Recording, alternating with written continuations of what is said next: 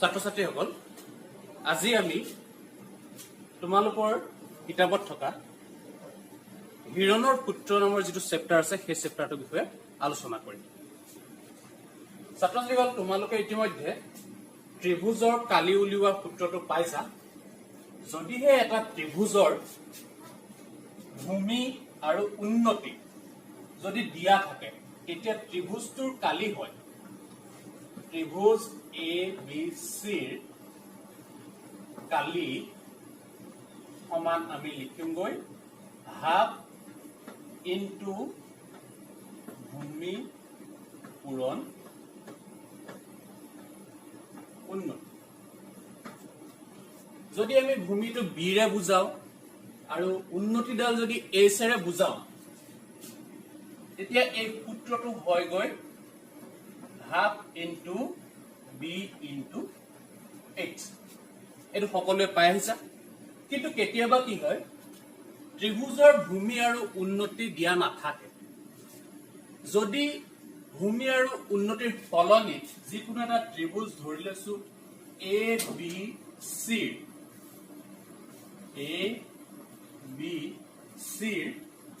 A B বাহুৰ মাপ দিয়া আছে এ, বি চি বাহুৰ মাপ দিয়া আছে বি আৰু এ চি বাহুৰ মাপ দিয়া আছে চি। ইয়াৰ পৰা আমাৰ ত্ৰিভুজটোৰ কালি নিৰ্ণয় কৰিব লাগে। এতিয়া যিটো পদ্ধতিৰ সহায়ত আমি এই ত্ৰিভুজটোৰ কালি উলিয়াম, যিটো সূত্ৰৰ সহায়ত উলিয়াম, সেই সূত্ৰটো আৱিষ্কাৰ কৰিছিল হিৰণ নামৰ যিগৰাকী গণিতজ্ঞ আছিল তেখেতে। আৰু সেই সূত্ৰ অনুসৰি আমি এই ত্ৰিভুজটোৰ কালি লিখিম ত্ৰিভুজ এ বি চিৰ কালি সমান লিখিমগৈ আমি root over s into s minus a s minus b into s minus C.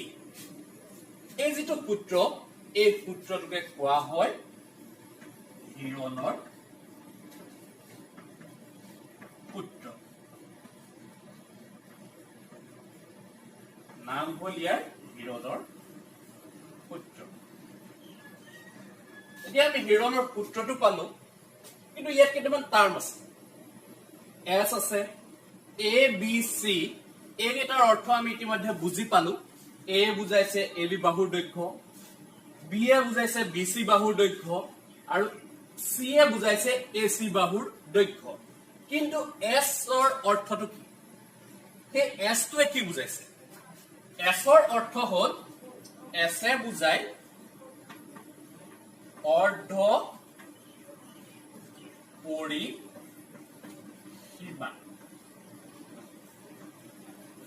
অৰ্ধ পৰিসীমা বা অন্য অৰ্থত কবলৈ গলে আমি কম ইয়াত পৰিসীমাৰ আধা। এতিয়া পৰিসীমা মানে কি? এতিয়া আমি এই ত্ৰিভুজটোৰে পৰিসীমা বুলি কলে আমি কি বুজিম? পৰিসীমা হল যে আমি যদি এই ত্ৰিভুজটোৰ এৰ পৰা বি লৈ যাওঁ, বিৰ পৰা চি লৈ যাওঁ, চিৰ পৰা এ লৈ যাওঁ,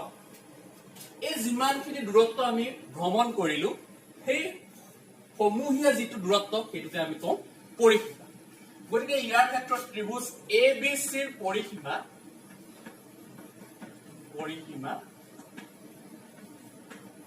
হবগৈ এ প্লাছ বি প্লাছ চি। ইয়াক যদি আধা কৰি দিওঁ তেতিয়া হব অৰ্ধ পৰিসীমা। অৰ্ধ পৰিসীমা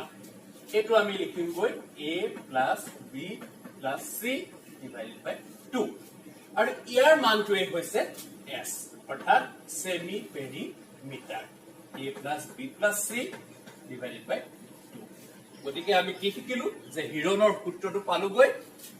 এইটো হিৰৰ সূত্ৰ বুলিও কয়। গতিকে হিৰণৰ সূত্ৰ অনুসৰি ত্ৰিভুজ এ বি চিৰ কালি সমান লিখিম root over s into s minus a s minus b s minus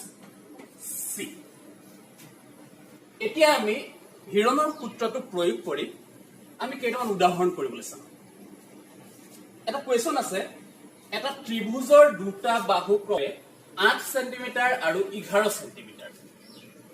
আৰু ইয়াৰ পৰিসীমা দিয়া আছে 32 সেন্টিমিটাৰ এই ত্ৰিভুজটোৰ কালি নিৰ্ণয় কৰিব লাগে এতিয়া আমি কেনেকৈ কৰিম প্ৰথম কথা দিয়া আছে ত্ৰিভুজটোৰ দুটা বাহু 8 সেন্টিমিটাৰ আৰু 11 সেন্টিমিটাৰ ধৰি ললো এই বাহু দুটাই ইয়াত বাহু দুটা ক্ৰমে a সমান 8 সেন্টিমিটাৰ আৰু b সমান 11 সেন্টিমিটাৰ যেহেতু পৰিসীমা দিছে এহেতু আমি লিখিব পাৰো a + b + c সমান a2 হৈছে 32 সেন্টিমিটাৰ ইয়াৰ পৰা আমি c ৰ মানটো পাই যাম c ৰ মানটো হ'ব গৈ 32 বিয়োগ 8 বিয়োগ 11 সমান হ'ব গৈ 13 সেন্টিমিটাৰ এতিয়া ইয়াৰ পৰা আমি s ৰ মানটো নিৰ্ণয় কৰি লওঁ s ৰ মানটো হয় a + b + c/2 সমান a + b + c ৰ মানটো দিয়া আছে যেহেতু 32 তলত 2 সমান হ'ব 16 সেন্টিমিটাৰ এতিয়া হিৰণৰ সূত্ৰ অনুসৰি ত্ৰিভুজ ABC ৰ কালি আমি লিখিবলৈ যাম ত্ৰিভুজ ABC ৰ কালি সমান সূত্ৰটো পাইছিলো আমি √s * s - a s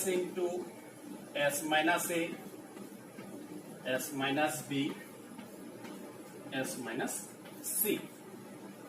মানকেইটা আমি বহুৱাই দিম s ৰ মানটো ইতিমধ্যে পাই আহিছো 16 পূৰণ 16 বিয়োগ a মানে কনসিডাৰ কৰিছো 8 দুইছো এই মান এতিয়া ইয়াক আমি সিম্পলিফিকেশন কৰিম সিম্পলিফিকেশন কৰিলে হ'ব 16 পূৰণ 15 * 8 গ'ল 8 পূৰণ 15 13 গ'ল 3 পূৰণ 15 11 গ'ল 5 ইয়াত আমি 16 টো 4 পূৰণ 4 লিখিব পাৰো পূৰণ 8 টোক আমি লিখিব পাৰো 4 পূৰণ 2 পূৰণ 3 পূৰণ 5 এতিয়া আমি 4 ৰ বৰ্গমূল যেহেতু আমি জানো 2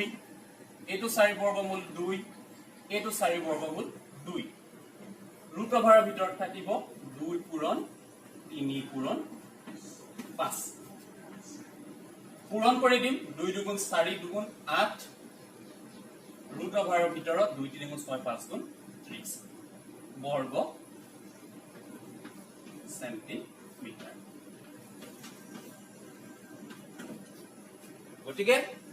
আমি ত্ৰিভুজ ABC ৰ কালি হিৰণৰ সূত্ৰ প্ৰয়োগ কৰি উলিয়ালো ত্ৰিভুজ ABC ৰ কালিটো হ'ব গৈ 8√30 বৰ্গ সেন্টিমিটাৰ ছাত্ৰ-ছাত্ৰীসকল হিৰণৰ সূত্ৰটো প্ৰয়োগ কৰি কেৱল যে ত্ৰিভুজৰ কালিয়ে উলিয়াব পাৰি তেনেকুৱা কথা নহয় আমাৰ নিৰ্দিষ্ট কণ্ডিচনত যদি পৰে তেন্তে আমি চতুৰ্ভুজ আকৃতিৰ যিকোনো আকৃতি আমি কালিটো নিৰ্ণয় কৰিব পাৰিম এটা উদাহৰণ লৈছো এখন ৰম্বাস আকৃতিৰ বাগিচাৰ পৰিসীমা 400 মিটাৰ আৰু ইয়াৰ কৰ্ণ এডালৰ দিশ দিয়া আছে 160 মিটাৰ মাটি টুকুৰাৰ কালি নিৰ্ণয় কৰিব লাগে এতিয়া যেহেতু কৰ্ণ দিয়া আছে কৰ্ণডালে ৰম্বাসটোক দুটা ত্ৰিভুজত ভাগ কৰিব গতিকে ত্ৰিভুজ দুটাৰ যদিহে আমি বাহু কেইটা উলিয়াই লব পাৰো কৰ্ণৰ দিশ দিয়া আছে তেন্তে আমি তাৰ কালিটো নিৰ্ণয় কৰিব পাৰিম তাৰ কাৰণে প্ৰথম ইয়াত দিছে পৰিসীমা ৰম্বাসৰ পৰিসীমা ইতিমধ্যে আমি সূত্ৰ জানো ৰম্বাসৰ পৰিসীমা সমান হয় 4 পূৰণ বাহু গতিকে ইয়াৰ পৰা আমি বাহু উলিয়াব পাৰিম বাহুটো হ'ব গৈ পৰিসীমাক আমি 4 ৰে হৰণ কৰিব লাগিব অৰ্থাৎ সমান হ'ব গৈ 100 মিটাৰ গতিকে আমি ইয়াত কি পালো AB 100 মিটাৰ ADও 100 মিটাৰ BC 100 মিটাৰ BCও 100 মিটাৰ এতিয়া প্ৰথম আমি ত্ৰিভুজ ABD ৰ লম ত্ৰিভুজ ABD ৰ লোৱাৰ আগত আমি প্ৰথম ত্ৰিভুজ ABD যেতিয়া উলিয়াবলৈ যাম ত্ৰিভুজ ABDৰ বাবে S টো কি হ'ব S ৰ মানটো হ'বগৈ গোটেই বাহু কেইটা যোগ কৰিব লাগিব 100 যোগ 160 যোগ 100 তাক 2 ৰে হৰণ এটো হৰণ কৰিলে হ'ব 360 তলত 2 সমান হ'বগৈ 180 মিটাৰ এতিয়া ত্ৰিভুজ ABDৰ কালি হিৰণৰ সূত্ৰ অনুসৰি ত্ৰিভুজ ABDৰ কালি হিৰণৰ সূত্ৰটো আমি পাইছো S into S minus A S minus B S minus C এতিয়া S ৰ মানটো ইতিমধ্যে পাই আহিছো আমি 180 পূৰণ 180 বিয়োগ যেতিয়া আমি ABD লম AD বাহুটো যদি কনসিডাৰ কৰো হেতু হ'ব 180 বিয়োগ 160 পূৰণ 180 বিয়োগ আকৌ AB বাহুটো হ'বগৈ 100 সমান সিম্পলিফাই কৰিম 180 পূৰণ 180 ৰ পৰা 100 বিয়োগ কৰিলো 80 পূৰণ 180 ৰ পৰা 160 বিয়োগ কৰিলো 20 পূৰণ 180 ৰ পৰা 100 বিয়োগ কৰিলো 80 এতিয়া আমি 180 টো ভাগ কৰি দিলে হ'ব 9 পূৰণ 20 পূৰণ 80 পূৰণ 20 পূৰণ 80 সমান হ'বগৈ 9 বৰ্গমূল 3 পূৰণ 20 যেহেতু দুটা আছে বৰ্গমূলৰ ভিতৰত বাহিৰলৈ এটা ওলাই আহিব পূৰণ 80 দুটা আছে এটা ওলাই আহিব আৰু ৰুট অভাৰৰ ভিতৰত 1 থাকিব যেটো আমি ৰুট অভাৰ 1 ভ্যালুটো 1 আহিব গোটেই এটা পূৰণ কৰি দিম এটো পামগৈ 3 2 6 8 48 অৰ্থাৎ 4800 বৰ্গ মিটাৰ এতিয়া আমি ত্ৰিভুজ ABDৰ কালি পালোগৈ 4800 বৰ্গ মিটাৰ ছাত্ৰ ছাত্ৰীসকল তোমালোকে জানা যে যিকোনো এটা ৰম্বাসৰ কৰ্ণডালে ৰম্বাসটোক দুটা সমান কালি বিশিষ্ট ত্ৰিভুজত ভাগ কৰে সেয়ে ত্ৰিভুজ BCDৰ কালি সমান হ'বগৈ 4800 বৰ্গ মিটাৰ এতিয়া ৰম্বাস ABCDৰ কালিটো উলিয়াম আমি ABCD ৰম্বাসৰ কালি কেনেকে হ'ব যে এটো কালি যোগ এটোৰ কালি 4800 এটোৰ কালিও 4800 সমান হ'বগৈ 9600 বৰ্গ গতিকে ছাত্ৰ ছাত্ৰীসকল তোমালোকে দেখিলা যে হিৰণৰ সূত্ৰ প্ৰয়োগ কৰি আমি যিকোনো ত্ৰিভুজৰ যদি তিনিটা বাহু মাপ দিয়া থাকে তেন্তে আমি ত্ৰিভুজৰ কালি উলিয়াব পাৰো বা সেই সূত্ৰটোকে প্ৰয়োগ কৰি আমি চতুৰ্ভুজৰো কালি উলিয়াব পাৰো যদিহে আমাৰ সেই শৰ্তকেইটা মিলি যায়